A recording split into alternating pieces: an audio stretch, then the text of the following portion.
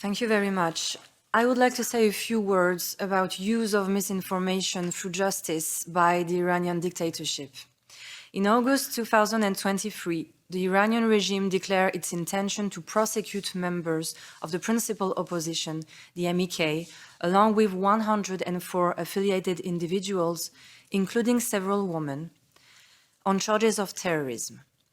Noteworthy is the fact that these individuals have been residing outside of Iran for several years. There are several factors that compelled the dictatorship to orchestrate this scheme after more than 4 decades. These factors include the increased activities of the MEK, particularly during the uprisings of 2017, 2019, and 2022, the heightened efforts of resistance units nationwide to organize protests against the regime, and the political and legal activities of the Iranian resistance to end the immunity of government leaders involved in major crimes, particularly the mass execution of political prisoners in 1988. This surge in activities has attracted a significant number of youth to these resistance units, including an important number of women, raising serious concerns for the regime. Authorities and government media assert that the trial's purpose is to deter the youth from joining the MEK. The power aims to use the trial to remind them of historical events, hoping to slow down the trend of youth joining the MEK. Needless to recall that the judicial system of this regime is in no way compatible with the recognized international legal norms. The decisions thus made cannot serve as the basis for any legal action in countries where the rule of law prevails.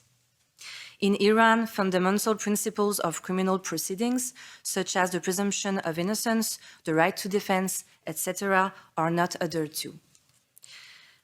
As you may know, sexual discrimination is a cornerstone of the Iranian judicial system. Women lack the right to adjudicate, with their testimony valued as half that of men. Systematic sexual assaults, particularly against women, occur as a form of torture in Iranian prisons, among other violations. As a lawyer, I would also like to recall that the Iranian Bar Association was one of the organizations systematically suppressed in recent years. Numerous lawyers affiliated with the MEK were executed. Revolutionary courts repeatedly revoked the licenses of lawyers who did not align with the dictatorship's ideology. Eventually, the bar turned into an official government apparatus. Currently, dozens of lawyers, including women, are being detained for defending participants in the uprising of 2022. It is also interesting to know that in the same courts where they have initiated proceedings against the MEK, the main appointed lawyer is a functionary linked to an infamous suppressive organ. Thank you very much.